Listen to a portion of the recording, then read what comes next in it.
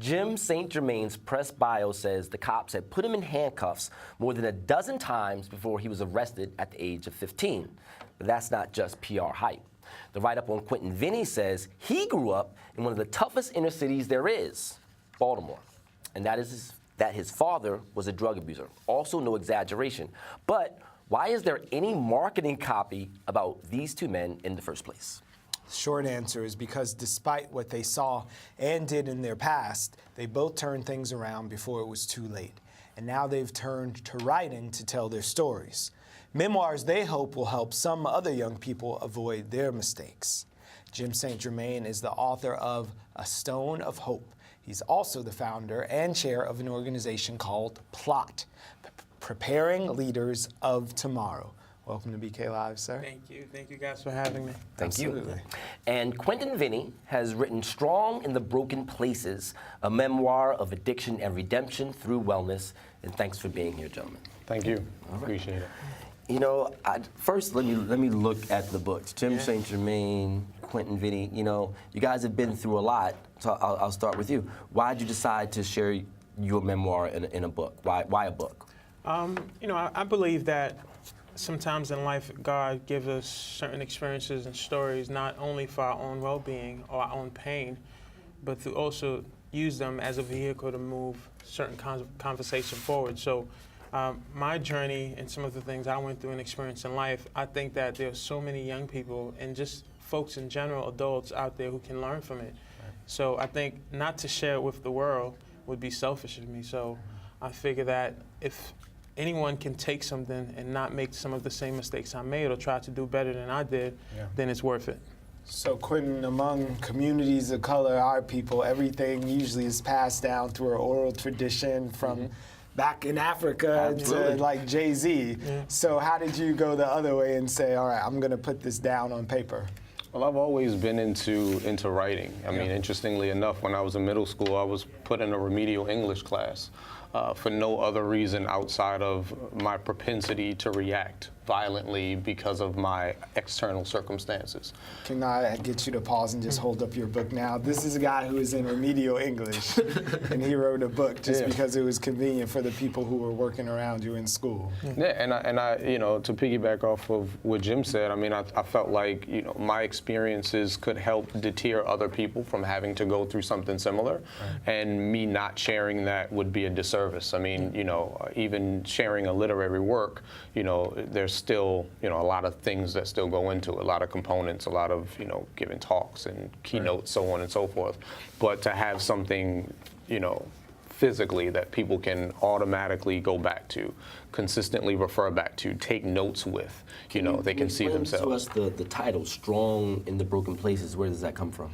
Well, there was a book years ago called Strong at the Broken Places. And, you know, I feel like as black people in America, we're all broken in some kind of capacity, right? So in order for us to find a level of redemption or health, healing, and sustainability, we have to heal those places where we're broken. We have to find strength in our brokenness. And essentially that was the idea going into this. Well, I'm looking at A Stone of Hope and like echo what this man just asked. Same question, A Stone of Hope. What's the impetus for that? Yeah, you know, for me, coming from where I came from as a young man who moved here from Haiti, I always imagined that America to be the place where I would come and the streets would be paved with gold, right? I always said that I thought I would have the life like Kevin had from Home Alone. And the only thing I had to do is keep Joe Pesci out of my beautiful, you know, yeah, exactly, that's it. That was the belief. That's what America sells the outside world. So I didn't know that the historical factors that played a part in why so many people in this country, particularly people who looks like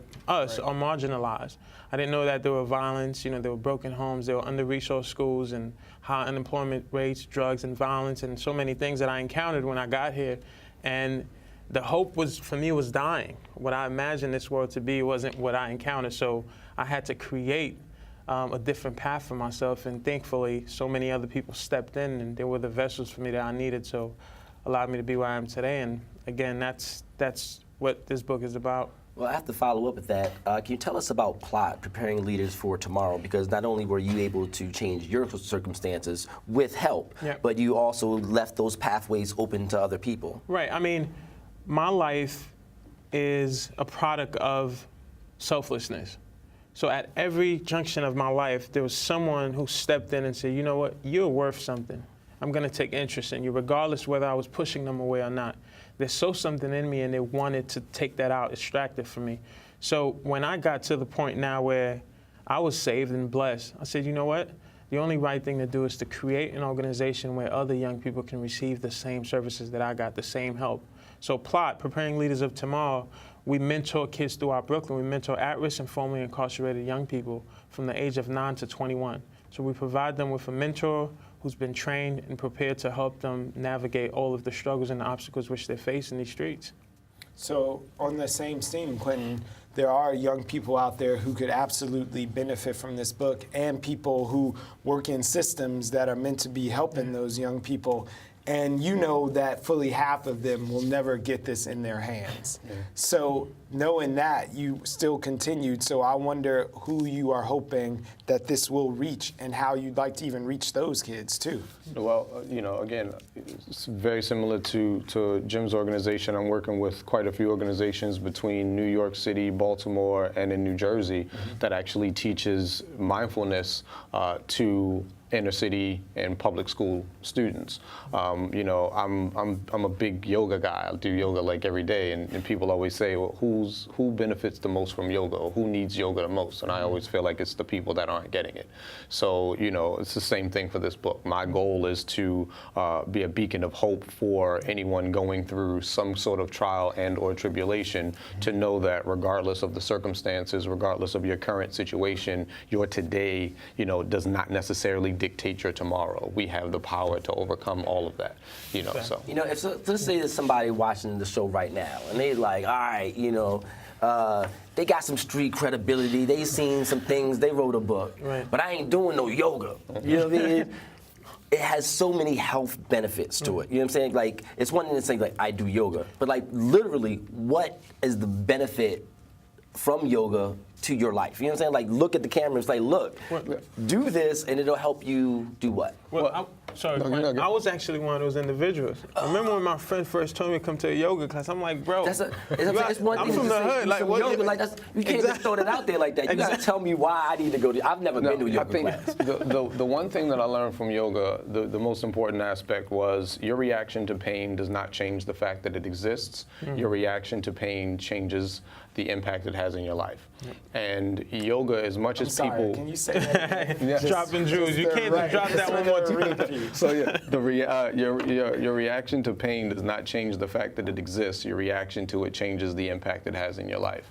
Yes. And I feel like, you know, there's a difference between pain and suffering, right? Suffering is a mindset. Suffering is allowing pain to permeate every area of your life.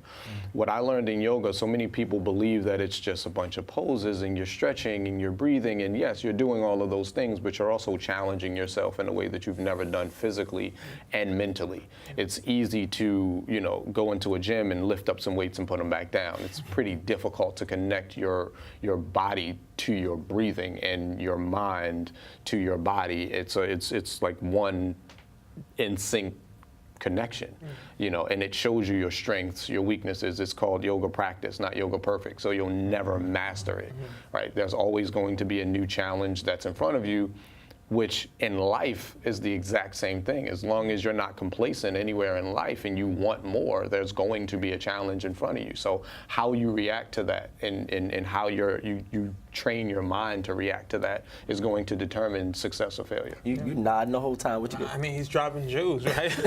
Can you not? Life to me is a series of problems, right? And as Quentin mentioned, how you react to those problems is basically what defines you, right? Some of us have better problems than others. But based on that, what do you think?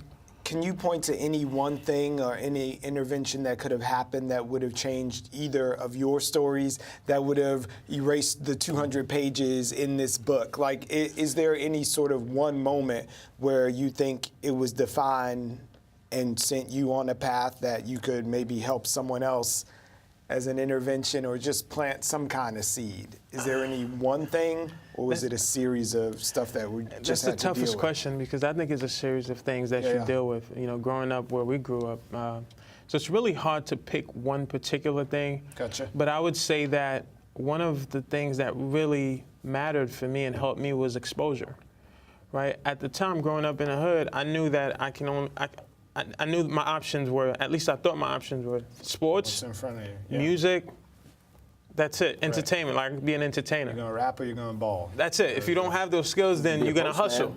You're gonna sell drugs, right? Exactly. So I didn't really know that there were more to the world than what I had. I mean, you have kids growing up in Brownsville who's never been to Midtown, right? So I think that exposure and showing young people that they have greatness in them by believing in them and, again, taking interest in them is one of the best ways to help change the course of a lot of young people. So, but it's a hard question because there's so many things: poverty, broken schools, dysfunctional households or broken houses, drugs, and so many things. That's exactly right. You know, these things weigh heavy on a young mind, and we talk about the adolescent brain, which is not fully developed, has to deal with all of that. Even as adults, sometimes we can't cope with many of these challenges. You know, so it's a process. I do have to say, you know, both of you are very young gentlemen in and of itself. So, you know, we only have about 45 seconds left. What's next in your journey, and what do you want to do? Ultimately, you know, I want to continue to push my message out to as many people as possible. You know, I'm trying to get into colleges, universities, high schools, and middle schools across the country, you know, just to give children an opportunity to see themselves in myself, in my story, in my journey, you know, so they don't have to make the same mistakes that I did. You know, it was, you know, a line Jay-Z said. He said, you know, I sold drugs, Hov did that, so hopefully you won't have to go through that, right? So it's like, that's, you know, like, that's my whole purpose with this book. You know, it's to show people that you can overcome and that there is more in this world, and that, you know, regardless of the circumstance, you can do whatever you want. So, Dr. Hayes, can we go and get a shot of these books? Strong in the Broken Places, a memoir of addiction and redemption through wellness, authored by Quentin Vennie. It's available from the folks at Rodale Press. And I'm also looking at A Stone of Hope, a memoir by Jim St. Germain, and that's available from the folks at HarperCollins. Thank you guys for being here. High quality books. There's no glue in the seams. They didn't come out of somebody's trunk. Like, this is a legit book, spell checked and everything. But more importantly, the story is there. And thank you guys for being such great representation. Thank you so much. You didn't watch Book TV. This isn't C-SPAN. This is BK Live with real community voices sharing their stories. Do your yoga, man. Yeah, Look at this. Sure. Thank you guys. All these brown men up here discussing books. Doing what we do. Who's mad about it?